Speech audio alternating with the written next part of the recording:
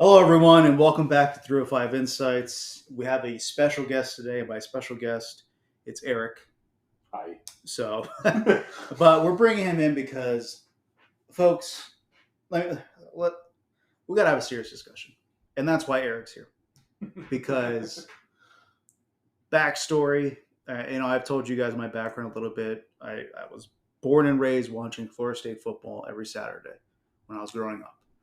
And then I decided to get my master's at so I do have hell of a school. I do have allegiances to both school, heart and mind, two different things. But Eric here, diehard fan, season ticket holder, the whole 9 yards, can't get the first down sort of thing. So this is why I brought in Eric, because I know how passionately he feels about the program as a whole. So, and what I really want to talk about, and the title of this podcast was going to be Let's Talk, a serious conversation about Mario Cristobal. Because in the previous podcast I did solo, we talked about the head coaches who are on a hot seat next year. And we talked about a variety of coaches in terms of Ryan Day at Ohio State. The man has only lost about, I think it was 5 games in the time he's been here at Ohio State, but he's on the hot seat for a different reason, because he can't beat Michigan. Yeah. And he's got to make the playoffs, James Franklin needs to make the playoffs because every year he's always coming in second or third place. He can't beat Michigan or Ohio State. I mean, also look where they're in competition, but either way, he does recruit well, and he has beaten them before. But I know a guy that recruits well. We'll get to him in a second. Who's the other guy that I had? Billy Napier. He's getting fired at UF, and Dion for other reasons why he's on the hot seat, in the sense of not he's going to get fired, but Shador and Travis are leaving and all that stuff next year, and ever since I recorded that podcast, they've lost more recruits and they've gained a few recruits as well, but the amount of turnover that he's had for transfers is nothing short of ridiculous. Because last year, Dion came in, and we're going to talk about this with Mario. I'm really diving away from what I want to talk about. But just to give you an idea, because I know you yourself are not a big fan of the new transfer portal. Yeah. Dion, I think, went in the expectations that I can get these kids to come in here and they're stuck with me because I'm their first transfer. Now that there's basically the new ruling that you have unlimited transfers. You can basically start every year as long as you transfer at the right time. Yeah. So Dion no longer has these guys coming in wanting to be backups. They want to try to find somewhere else. Again, the problem is if you're going to Colorado, where else can you really go? So that's true. But let's start off with the cold, hard facts about Mario, which are going to be tough to deal with, but this is just factual information. I should grab a drink for that. 12 and 13 in 2 seasons at the helm. 2022, you were 5-7 with losses to Middle Tennessee State at home. I was there. And a 45-3 loss to FSU at home. I was there. Obviously, to me, the more concerning one was the Middle Tennessee State one. Yeah. And the way they lost that, it's that just opened up that started opening up my eyes to what's really happening in the locker room, what's going on, like culture base. And I don't know, I don't want to dive too into it, but I've already hinted that the man can recruit. The guy can. He has some type of way to bring in talent, and the issue is it's not a coaching. I mean, it's not a recruiting problem for Mario. It is a coaching problem for Mario, and it's a culture, or it's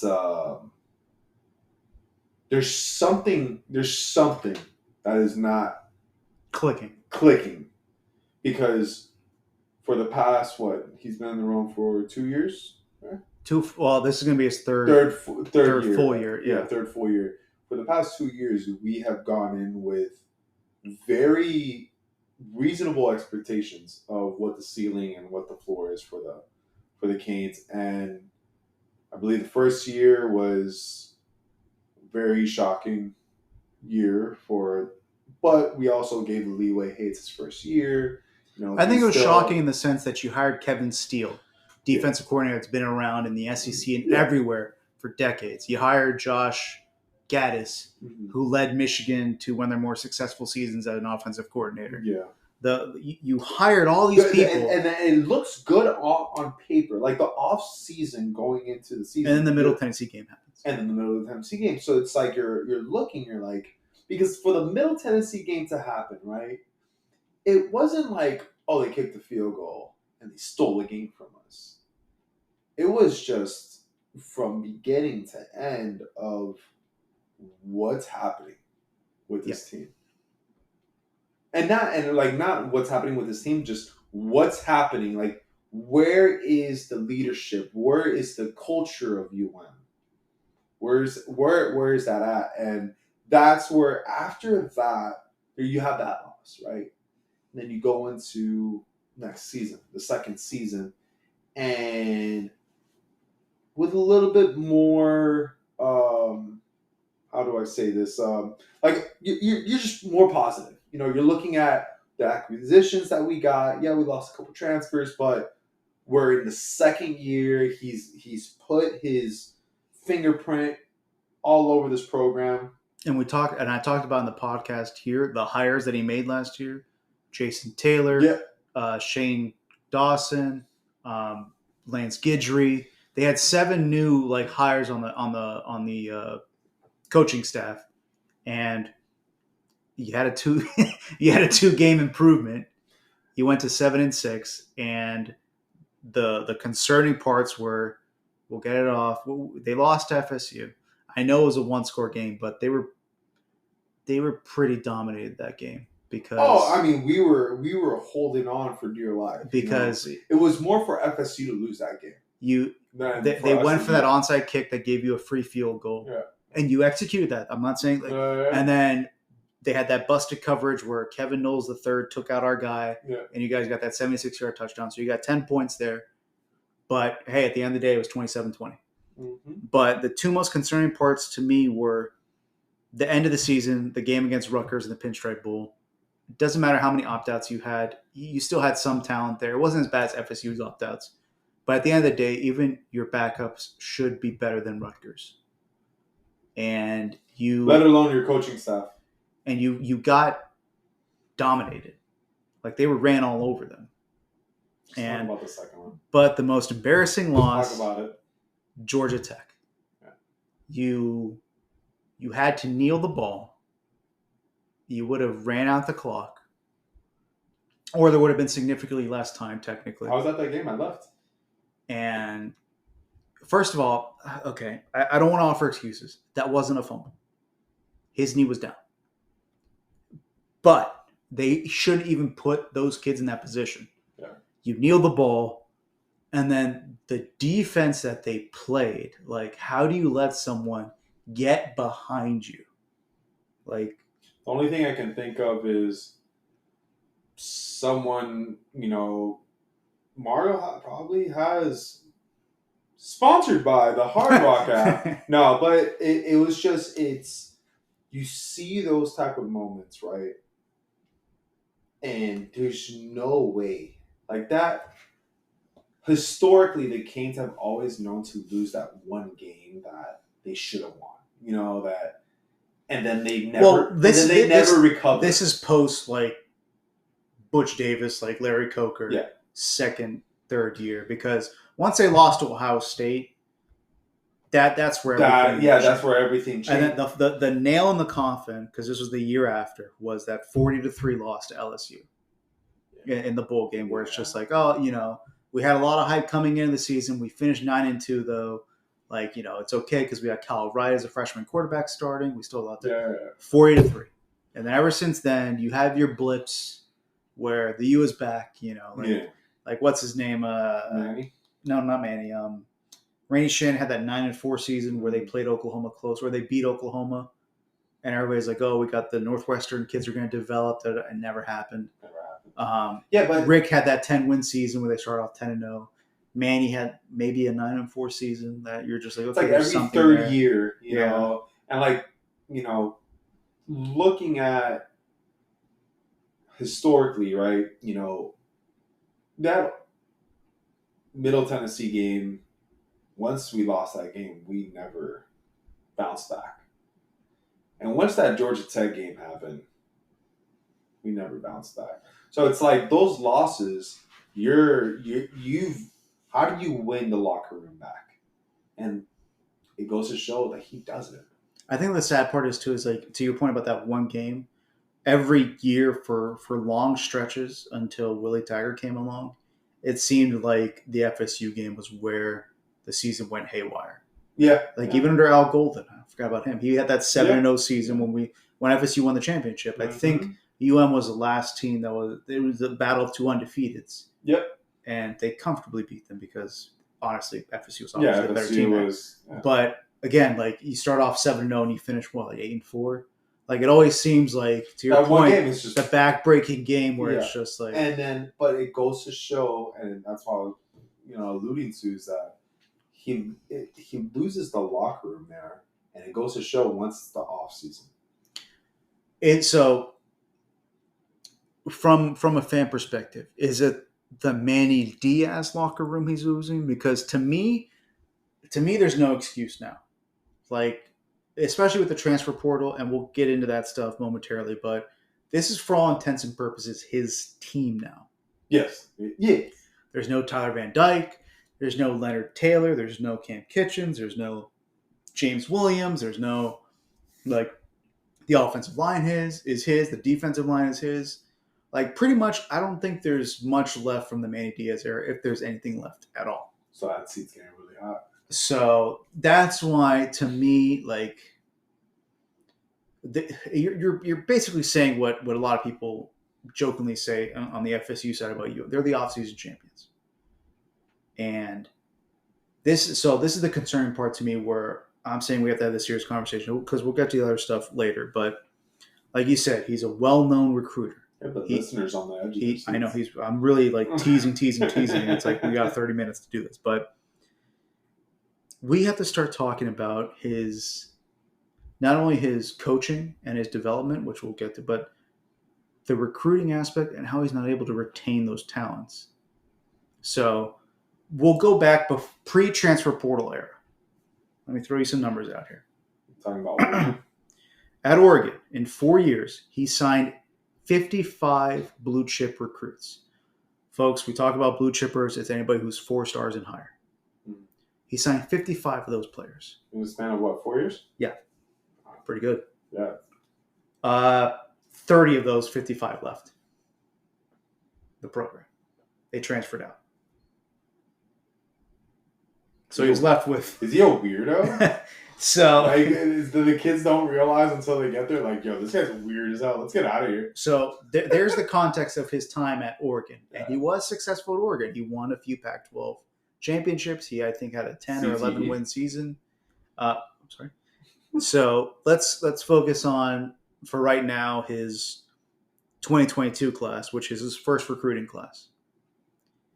He had 15 players that he recruited out of high school, which isn't bad considering he got hired late in the cycle. 10 of those were blue chippers. So that's an incredibly high ratio. Yeah. Out of those 10, 7 of them have transferred out. He's lost the number 6 overall D-end in that class, Cyrus Moss, the 11th overall defensive lineman in Nigel Kelly, the number 4 overall tight end in Jaleel Skinner, the number 7 athlete in Chris Graves, the number 8 running back in Trevante Citizen, who I thought would have been really good if he didn't get like those knee injuries or whatever. I thought he would have been a good running back. The number 23 quarterback in Kamari Rogers, and then number 16 overall QB in Ja'Cory Brown. That's right. So he's at UCF. By the way, UCF's cleaning up right now. Like they're doing really good in the recruiting in the transfer portal. So the reason why I'm bringing that up is because a lot of the Hurricanes fans, when Cristobal got hired, you were under the impression that he's going to recruit the high school rankings grade, and he has. That class, I think, was a top 20. I don't know if it was top 15, but 15 kids is really hard to like really get a high grade because it's more volume than anything. Yeah. The 2023 class, that's the one that had Francis Marioga and Samson, the other tackle. They had two of the top 3 tackles in the country. I think that was a top 5 recruiting class. Last year's class was a top 10 as well. So they've gotten like, the defensive ends that their offseason 5-star guys all over the place. Yeah. But now this season, you've gotten Cam Ward. You've gotten the wide receiver out of Houston. You got Martinez, the running back out of Oregon State. You're starting to see that. And again, I'm not bashing Cristobal with this, but this is where we're running into the issue of development and coaching versus the recruiter. Like, how is this team going to be successful? Is he going to be the recruiter or is he going to be the developer? Because we had, me personally, I thought they should have won 9 games last year. They shouldn't have lost to Georgia Tech, so that would have made them 8 wins.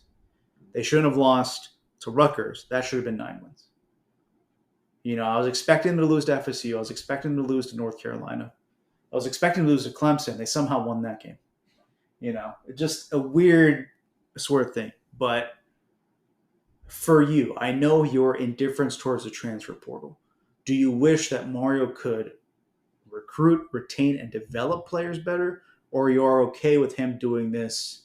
Let's get Cam Ward for a season, and then let's hope one of the guys like Emory Williams or that transfer they got from, I forgot his name, one of these FCS schools, like he's going to be the quarterback of the future. Well, there's no. I honestly think that the whole development of a player is slowly getting out of it's going to go away because a lot of players, you have greats like the Nick Sabans in the world that said like, I can't do this anymore because they lose they lose a playoff game, and the players are coming up to Nick Saban, not just some random dude telling them, hey, am I playing next year and how much are you going to pay me? If not, I'm out. How do you develop that? So that's my take on that situation. I think that's just where the game is going now.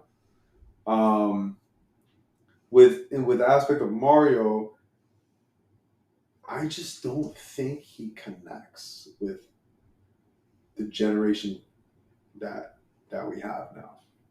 He's one of those old school, mind you, I don't know who Mario is, but from the way he speaks, the way, yeah, exactly. all his interviews, old school football. We play together, big in the trenches guy.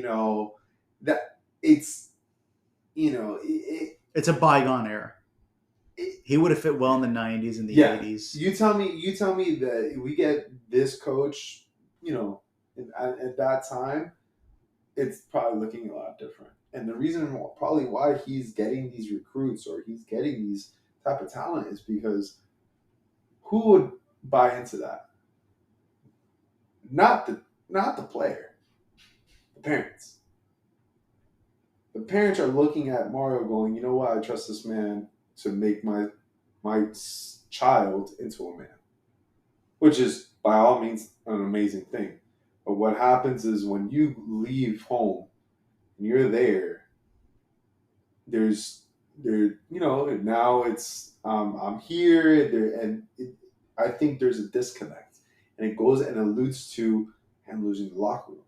Because the way that loses, it's not like there's a talent gap. For some games, maybe, you look at one of those high power. It's not what it used to be. It's more of an effort or caring.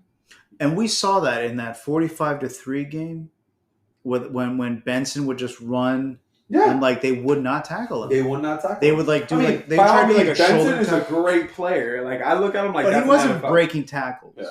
They were just it wasn't even arm tackle. It's just let me try and lower my shoulder. Oh, you ran by me. That's a shame. So that's your third touchdown. Oh.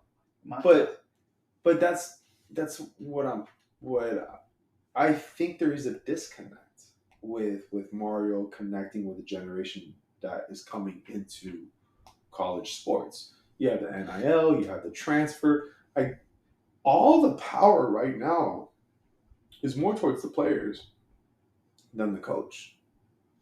Do you think though, because okay, I know what Nick Saban said. I don't 100% buy that because you take Kirby Smart. I think first of all, Nick Saban's 70 something years old. I don't think he has the patience to deal with this updated college football thing. But look at Kirby though. Like just look at his style. Look at how you're gonna tell me, like if you put Kirby and you put Mario, right, and you take away their resumes. But that's what I was going to get at. The reason why it's more appealing for these kids to deal with Kirby Smart is because, hey, I'm a back-to-back national championship winner. The only person I lose to, if I do lose, is to Nick Saban. Yeah. And now he's gone. Who's going to stop me in the SEC? Even with... It goes back to, like, what, credibility? I mean, and again, Cristobal had successful season at Oregon. But, you know... How long ago was that? We've seen what happens. It's a what have you done for me lately where, like, he came in with all the hype. And say what you want about Manny Diaz. I don't think he had a losing season. I think he was like Mr. 7-5. But as of right now, Manny is more consistent. And even though there was like... because he got more out of his players, which is sad to say. And that is a crazy thing because you looked at. I remember when we had Manny, I was like, you know how players have ceilings. You know, we saw the ceiling for Manny, not just with his players, but just his coaching and the whole his scheme is just it doesn't fit. It doesn't, but he made it work. He got the most out of it. So when we talk about Manny, I really want to focus on maybe two players. Because we talk about getting the most out of them. Manny was responsible for bringing in Leonard Taylor, the number one defensive tackle recruit, or one of the top 3 defensive tackles at the time, and James Williams, the number one safety or top 3 safety in the country. And I believe both of them were local kids. And Leonard Taylor had a really good freshman year. Some would say in the time that he played, a dominant sophomore year. Mm-hmm. And then he came in and played under Mario, and he became an undrafted free agent. This was a kid who was a borderline first-round draft pick projected, probably second-round draft pick, and he doesn't go in the first 7 rounds. And then you have James Williams, who's projected like a third-rounder, I think, or 4th maybe. I don't know if I don't remember off the top of my head if he got drafted. I can't remember. Cam Kitchens was a borderline first rounder. I think that's another guy that Manny brought in, actually. Cam Kitchens developed into this top tier safety. I'm not saying he's like Caleb Downs or whatever, where you look at it, he's going to be a first round pick. But got the both sides. Again, like he wasn't, I don't think Cam wasn't one of these like can't miss 5-star. If I'm not mistaken, he was a 3-star. Okay. Either a high 3-star, low 4-star. And he became one of the, in my eyes, going into last season, Kitchens and James Williams were a top tandem in college football. Yes. Different skill sets. Mm-hmm. James Williams is more of like the who am I trying to think of? Like a Bob Sanders type, where he defends against the run real well. He tackles. He's inside the box. He's punishing. He's inside the box. Yeah, if you use him the right way, he can be a really good guy like that. And then Kitchens is more like the let me cover some space, get some picks and stuff like that. Cover safety. But you saw how they fell off in terms of their not only production in a sense, but their NFL status. And this is under Mario. Like, you saw, again, you could credit this to Rhett Lashley, but you saw what happened with Tyler Van Dyke. The guy was, I don't want to say he was a first-round draft pick, but he was going to be drafted. He was, I mean, they had him even as like a Heisman. Yes. Like, he had odds for it to be, and that guy just fell off completely. And to your point, when you're talking about leading a locker room, I haven't seen in quite some time a guy lose so much confidence in his abilities faster than Tyler Van Dyke did. Oh yeah, he did not want to be on the field. And I don't think the coaching staff helped him. Like Josh Gaddis was a bad hire in hindsight, because you go from this Rhett Lashley high-powered offense, and you're kind of going back to it now with Shane Dawson or Clausen, whatever his name is. You're running a more high-powered offense in terms of he likes to run the ball, but it does have spread tendencies in it. So it's kind of like a compromise for Mario, where he likes to run the ball, but you have to. By the way, we got to throw. You have to evolve. Like, there's a man who made Justin Herbert look pedestrian, but it's just one of those things where, like, exactly, is he? And this is what we talked about. I'm going to finish the sentence eventually. It's what we talked about with Jim Harbaugh when we talked about it on the previous podcast in the last few weeks. We were talking about where I told you that it's very hard for a coach to lose a locker room because the locker room isn't the same every 2 years even. That's true. So, I do agree with that. But this goes to what you're saying with Mario, where he doesn't connect in a sense of, like, isn't almost like the Jim Harbaugh effect where he just eventually rubs you the wrong way. Because as much as he preaches about we hold each other accountable, we do this, we practice all these little things, and then you make that mistake in the Georgia Tech game.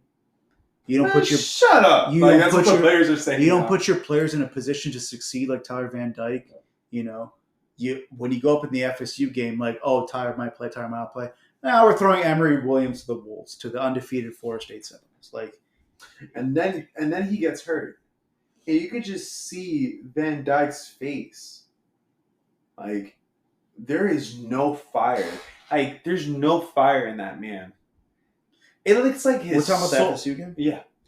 Do you know, like, I don't know if you looked at it in the same way where Tyler Van Dyke eventually became a one-read quarterback where all he wanted to find was Restrepo. And that's it. Yeah. And the crazy part is they designed, I think it was on the pickoff play, like the 4th and 14, that Shane knew he's not going to look anywhere else. They specifically designed a play for him to throw it to Restrepo, and there was about a 1 second gap where he could have fit the ball in there. And he just stared at him and said, nope, and then threw off his back foot or whatever it was down the middle of the field, and Renardo Green's like, hey, interception. Like, in that instance, I can't put it all on the coaching staff because the OC knew. It's like, here, we're 4th and whatever. I know what he's going to look for, so I'm going to build a play out for him. And for a splits, and that's all you need against FSU. Yeah, but Alan, it goes back into. Here's the thing. It goes back into having the confidence, because if Tyler has that opportunity. When Tyler was being with Rhett Lashley and Manny Diaz, right? He's gonna try to gun that in there, but he's there already, right? He didn't start the game. He's already defeated. Like, he's mentally defeated. You're basically saying that this true freshman gives this team a better chance to win. Exactly. Against our biggest rival, that is undefeated and at Florida State. Like, come on. Like, you're also, I mean, I don't know how old Tyler is, but, like, they're still young. Like, these are young kids, like young adults, right? And they're in that age that they're transitioning from being a child, being a teenager into an adult. And it goes back into when Mario sits with these kids and tells them, hey, we're going to, we want you to be a successful football player, but more importantly, we want you to grow into becoming a man. We want you to come into this program and grow in this program. And not only if it's not in the NFL, set you off for your career and your life moving forward. Real quick, I really want to hammer home a point that you made to the audience that adds credibility to what you're saying about how Mario recruits. Because you made a great point, and I just remembered it. You said he speaks more to the parents. Yeah. And there's not a better representation of that than Armando Blunt. It was the kid. He was a young kid this year in this recruiting class. I think he reclassified from 2025 to 2024. He flipped from UM to FSU. Mm-hmm. But FSU kind of knew that, like, the UM wasn't going to give up. Mm-hmm. And on like the last, like what do you call it, the last visits or whatever, he chose to do a visit instead of FSU. And FSU was like, all right, we lost him. And they knew they lost him because the mom tweeted out, "Thank you, Mario Cristobal, for da da da. We have shut down the recruitment." The mom wanted him to go to Yeah. That's what I'm saying. Like, but he might have been more successful at FSU because if you look at, and again, I'm not trying to be like homerish here or whatever, but you look at FSU, they've developed like who has sent? Like Jalen I Phillips was mean, the last hold on. defensive lineman I that they sent. I know where you're alluding to, but what you can look at is like the Deion Sanders effect. You know, Deion Sanders is a perfect, like he's a perfect recruiter in a sense that he can connect with the parent and connect with the player, and and there's such a huge drop off with Mario connecting with players. And I think that's the root of all this. Because if I was a player, right, I'm happily married, but if I was a player playing at that at that age, Folks, I'm reacting to that with a thumbs up. That was a good joke for the non-visual audience. But going into it, where would you rather go, FSU or UM? And there's no doubt in my mind, as a player, and this is coming from I'm a UM guy. I'm going to FSU, and I'm gonna go and I'm gonna and see if I can get playing time, get my development there, see what I can do, and more than likely, I'm gonna enjoy my time there. Going to there's something that's happening there that they get there and they're like, nah, this ain't for me. I'd rather go somewhere else. And it says it every offseason. I'm out of here. Yeah, one, we're not winning games.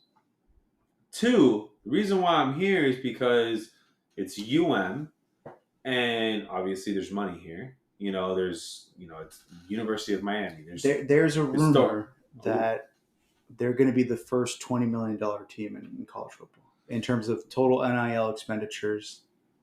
I don't know if that counts for people who have transferred out over a certain period of time, but like Cam Ward wasn't cheap. Cam Ward declared for the NFL, and that was a domino effect that is probably going to affect for a few years in the sense of if Cam Ward came to before that January or December period or whatever it was, there is a high likelihood that Jeremiah Smith would have come to And he's the number one player in the country, the wide receiver who's going to start day one at Ohio State. He had two hats in his bag. Everybody thought he could have flipped FSU. Apparently, everybody was way off. There was two hats in the bag. It was Ohio State and If Cam Ward decided earlier to come to I personally believe that Jeremiah Smith would have flipped to But let's hear another. Apparently, they offered him so much of a bag that he's like, you know what? I don't like my 6th or 7th round grade. I'm gonna go back to and get. In all honesty, he probably got at least $1 million, if not more. Mm-hmm. But also going into this whole, because it's great. We got Cam Ward, like it's talented individual, talented young man, but we have an identity crisis overall. What's going on the field? We don't know what we are, because you think prior to Mario, we're skilled leveled individuals. Miami is always known for speed. Miami is always known to have loaded on skill positions. And as the tenures of Mario, when was the last 10-year, wide receiver that we've had that can scare you over the top? I mean, do I even say Jacoby George? Because he transferred to Georgia, right? So he's gone. Yeah, but no, was it Colby Young? Like he was Colby 6 Young. foot. But again, you didn't use him correctly. But that's once you got into like the 20 yards. Oh, we have this 6'6" guy, whatever. Yeah. 6'5". We've got this guy. I think that's his name, Colby Young, right? Yeah, Colby Young. Like that's the last guy that you're just like, oh man, if we get in the red. But that's the thing. You're ignoring him for 80 yards until you get to the red zone. You're like, oh, that's what we have. Like, But there's so many layers to what UM is going through. It's we get the talent in there, we can't retain the talent, and then even when we're performing what the product that's on the field, there's never a game I watch of a UM game for the span of Mario's been here that I feel comfortable and confident, unless we're going against freaking. You can't even say Middle Tennessee State because you can't even. That was supposed to be one of those like we pay you guys. Yeah, like you're happy to be here, like and but those 45-31 exactly. So you look at it, and there's clearly a disconnect because, let alone I feel right now that the reason why we're recruiting so well is one, Mario knows how to connect with the parents, and then two, it's UM. It's incredible that there's still a cachet in the college football world with UM. Mm-hmm. Because, and I've said this on multiple college football podcasts, this podcast is built off of college football. College football is better when certain blue bloods. Yes, yes, absolutely. When Michigan's better, you see how much college football is better. When UM is better, oh my god, college football is because it's people, whatever I want to call you guys right now. People, I am 33, going on 34 years old. I was a youngin in the 90s, obviously, but I still remember like a lot of those battles as a young kid, watching these wide rights, these ridiculously, when you have Jeremy Shockey and Santana Moss and all these like you're saying, these skill position players, like that. I don't care what anyone says. It's an identity. Says. It's an identity. Like you think you think of skilled players. You think of NFL caliber prospects that go in here and end up getting drafted. We were known as a university to get. We had NFL talent. You cannot. I will never. As a person, you have Sunday guys. As we get older, our generation is getting older. We think of our generation of football players, our college football players, our teams, our professional teams are always the best. That 2001 Hurricanes team, I don't care what generation you play in, the amount of talent, everybody goes, oh, the 2019 LSU team, just because they had Burrow and Justin Jefferson and Jamar Chase. And Clyde Edwards-Helaire at running back. Look at the running back. Just a running back room alone. I'm pretty sure it was Clinton Portis, Willis McGahee, and there was one more person. The Colts. It wasn't Edgerrin James, right? No. Either way, we're Edgerrin James went to yeah. You had Andre Johnson, Reggie Wayne. I know those guys weren't on the 2001 team, but we're just riffing here. Antro Roll, Sean Taylor, Santana Ed Reed, Moss. Jeremy Shockey, they produce talent after talent after talent after talent. In the skilled positions. That's what I'm trying to allude to. Skilled position. And again, that rivalry with FSU. Like I know, again, I'm bringing FSU in here, but there was a stat that someone had that.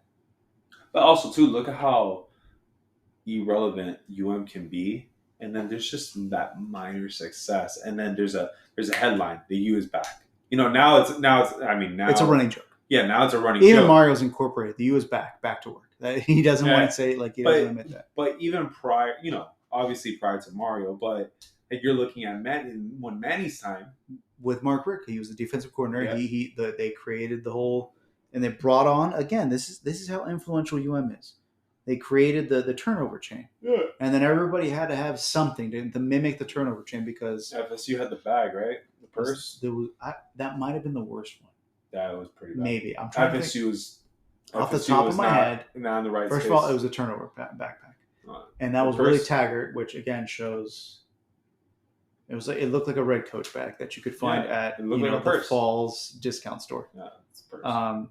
For reference, 1987 FSU Miami game had 63 future NFL players in it. It's 8 higher than the next closest game. FSU and Florida played each other 13 straight times, both ranked in the top 10. The state of Florida from the 80s to the early 2000s was one of the most intense rivalries of. That's just taking both those, all three of those programs. Yeah. And when you say FSU, I'm sorry, when you say that hasn't been at the skill positions, that's why the likes of Alabama, Georgia, a lot of these SEC teams have started rising up to the top of college football because, and it's also, Texas and all these other, like Ohio State, they're creating these pipelines from Florida. A lot of the wide receivers that are great in Florida are choosing to go to Ohio State. A lot of the top cornerbacks, defensive backs are choosing to go to Alabama and Georgia. Like, it's the whole Howard Schnellenberger thing where it's the state of Miami, where you go you draw down from the I-4 and you go down, and that should always be UM's. Yeah. You can win championships just recruiting that area of like basically half of Florida down, like Lake Okeechobee down or something, Orlando down. And they're not doing that. And now you were pitched the idea. You gave Mario a 10-year, allegedly $80 million contract. So he's there for the next 10 years, no matter what it appears. Because this is basically saying, enough with us being the cheap people at the table. Like, FSU started spending money, UF started spending money, and we need to get our seat at the table. And now, this is why I'm saying that Mario is on a hot seat, because you have spent so much money on this team, both on coaching staff, on players, that they need to reach the ACC champion. I'm not even saying like they need to win 9 games, whatever, another 2-win improvement. No. It is ACC or bust this year. You need to be bare minimum. Didn't we say that last year, though? Because they still had did they have the divisions last year, or they got rid of them? I think they got rid of them last year. But even last year I thought their ceiling was 10 wins, but I thought their floor, I think, was 8, but I expected 9. Yeah. And we should have been in the ACC championship last year. They've never been in the ACC championship. No, have they? They went once. Because one year they vacated it, and I think the year that they went 10-0 is when they reached, and then they got beat by Clemson. So in like a 20-year history, the ACC literally brought them because they thought we can have FSU matchups twice a year. We'll basically be Michigan, Ohio State of the South every year, and we'll be better because we're the smart ones to put them in different divisions. Ohio State and Michigan are in the same division. Well, maybe not anymore, but we'll see how that breaks down. But there's so much more pressure on Mario this year than I think any other coach outside. Maybe Ryan Day has more. But not, even then, Ryan Day still has success. Like, he's getting punished for losing to one team. Yeah, exactly. Like, Mario can't even take a damn knee to win a game. That's a different. What year we're talking about? Yeah, it's just he's for police brutality. he needs to win this year. Like, man, I mean, and to me, Eric, it starts with game 1, because game 1 is against the Florida Gators at Florida. We lose that game. If you lose that game, historically, we're done for the rest of the season. Oh my God, you're gonna make me bring up the schedule. Are you gonna do the wins and losses? After we bring up the schedule, we'll wrap it up. But did it do the wins and losses? I don't really want to do that. But you always have to. It's a given. You can't. But you lose to Florida. I mean, Historically, like the But teams with are the done. way Florida is actually set up this year too, like you can't. That is, if Florida has the toughest schedule in all of college football. Who's It a is- better team, Florida or Middle Tennessee? It's obviously Florida. Hey, But any given Saturday, oh my god, I can't believe it. Yeah, seriously, if they lose. like that's. Do you think that's part of like the pregame speech? Don't let this be Middle Tennessee. I mean, this schedule. First of all, you're a season ticket holder. You know how bad the home schedule is. Yeah, the home schedule So- is horrendous. No, actually, is it bad this year? Well, let's talk about it. I At forgot. Florida, Okay. ideally, that's a win. Yeah, ideally that's a win. But you see how we're saying this already? Florida A&M, Win. Ball State, Win. the University of South Florida, not Central, South Florida. That's a win. It's a win, but it's a close win. Is that crazy? No. Well, yes. Yes. Yeah, because if it's UCF, I would say that's a close win. But it's USF, so that's different. This is going to be the first test for me because I don't think people realize how good Virginia But Tech we're is. 4-0. Everybody, the ESPN, it's you is back. I don't think people realize how good Virginia Tech's going to be this season. I'm not saying they're going to be like barn burners and stuff like that. But like an NC State type of good. They're going to be an 8-win, 9-win team. That's it. Just They're depends. annoyingly good. It just depends on how their offense looks. If their offense is good, they're going to be a really good team. At Cal, that should be a win. So hypothetically, let's say they lose to Virginia Tech. 5-1. They're 5-1. They have an off week. Then they play at Louisville. A bye week. That's one thing I read. Yeah, no, off week. Yeah. Like what? No, they are. They got a are. bye week. Then it's at Louisville. I think the bye week helps them there. Louisville is tough. It is tough. I do like what Louisville is doing now. It looks good last year. Scratch that. I have them. Virginia Tech is at home. I think that one. I think they take Virginia Tech. I think they lose to Louisville. It's at Louisville. Okay, 6-1. Florida State at home. Lose that one, 6-2. Duke. Now, remember, Duke doesn't have Mike Elko. They've got Manny Diaz now. They don't have, what's his name, Riley Leonard. But they've got Malik Murphy from Texas, the transfer. I don't think they have enough. I think Duke will lose to them. But okay, let me ask you this. We'll get to that in a second. You can never. Duke, let's put that as a win. So right now they have 2 losses.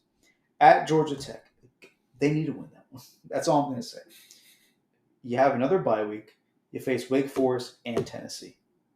It's at Georgia Tech, home at Wake Forest, at Syracuse. I think they lose to Tennessee. I'm sorry. Why did I say Tennessee? I'm sorry. Wake Forest and Syracuse.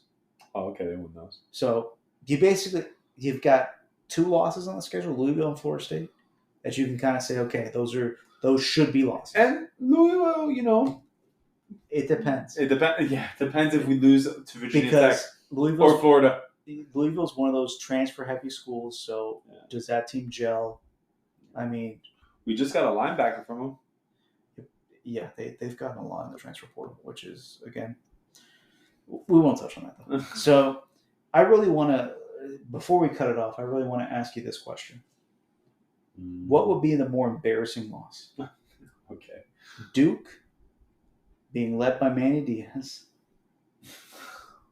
or Florida?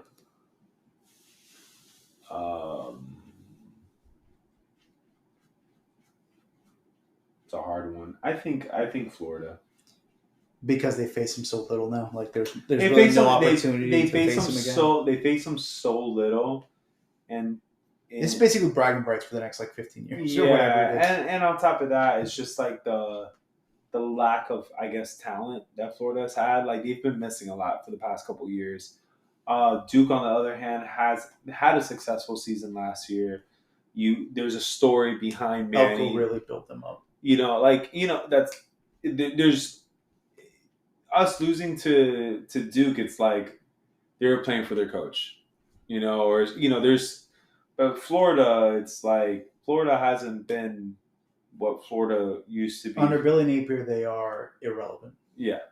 And I find that, and on top of that, it's the first game of the season. It's the Gators. It's the Gators. It's the Gators. But I think for me, honestly, and what's sad to me as a fan is that look at how we look at like Duke and we're like, ooh, they can sneak the one. Schedule reads you should be 10-2, but as a fan, with the way you reacted and the way I kind of reacted, 8-4 is not out of the realm of possibility. Yeah, or 7 or 6. If they go 8-4, that's a problem. I know that's still a one win, and let's say they win the bowl game. They've gone from 5-7 to 7-6 to 9-4. That's going up 2.